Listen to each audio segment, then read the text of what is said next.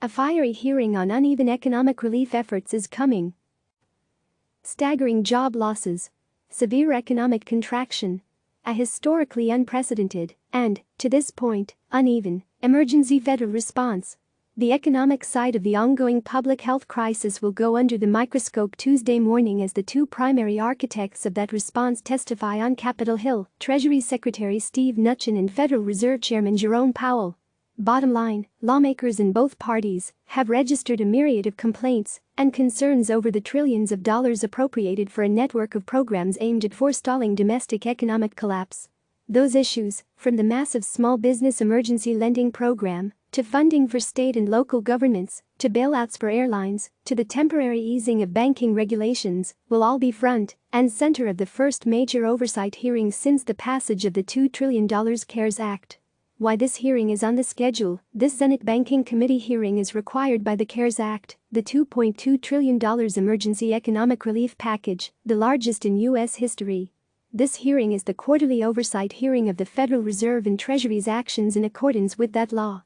The pressure points the scope and scale of the federal economic response to the coronavirus pandemic has never been seen before.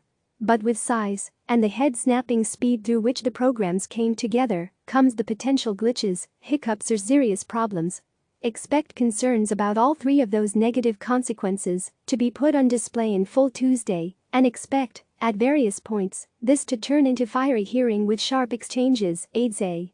The Paycheck Protection Program, the first major program kicked into gear from the CARES Act, it has led to more than 4.3 million loans totaling more than $513 billion. But the program, from its rocky rollout to the uneven distribution of funds, to the types of businesses that received money, has become the biggest area of concern for lawmakers on Capitol Hill. While the program is run through the Small Business Administration, Mnuchin and Treasury have by all accounts taken the lead role in crafting, rolling out, and attempting to change various pieces of its implementation throughout the last several weeks. Expect it to be the subject of dozens of questions today.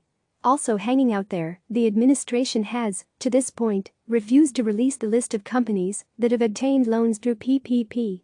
This lack of transparency has irked lawmakers on both sides of the aisle. Fed lending facilities. The true purpose of the hearing is oversight of the $500 billion appropriated to the Treasury in the CARES Act for rescue response programs. That includes $46 billion for airlines and an additional $454 billion to be sent to the Fed to serve as the baseline for lending facilities that can be leveraged up by trillions of dollars. Yet those programs are still barely off the ground, and lawmakers have raised a series of concerns about their status, their structure and whether they will actually be effective in aiding companies of all sizes. Of particular interest, the Main Street Lending Program, which is designed to provide loans to small and medium-sized businesses that were in good financial standing before the pandemic. The Fed has revised, multiple times, the terms and qualifications for the facilities, but they still haven't launched yet. The bottom line is it is both extremely complicated and territory the Fed simply has never ventured into before. Lawmakers, especially those involved in the crafting of the CARES Act, are intensely interested in what these facilities will look like and when they'll get the green light.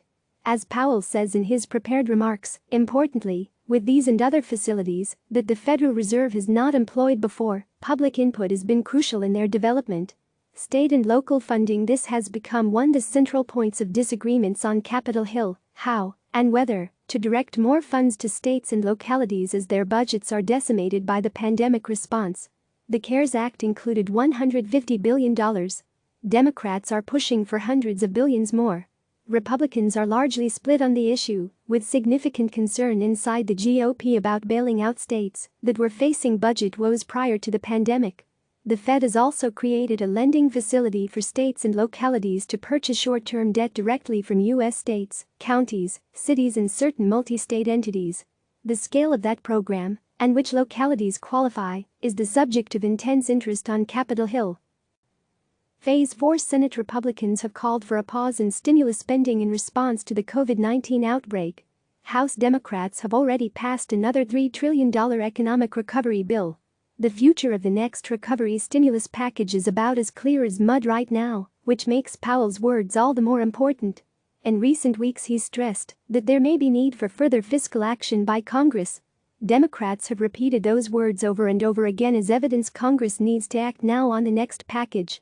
There's no doubt there will be a battle over Powell's views on that front today, creating a very thin line for the Fed chair, who, like all Fed chairs, is reticent to get involved in congressional debates, to walk.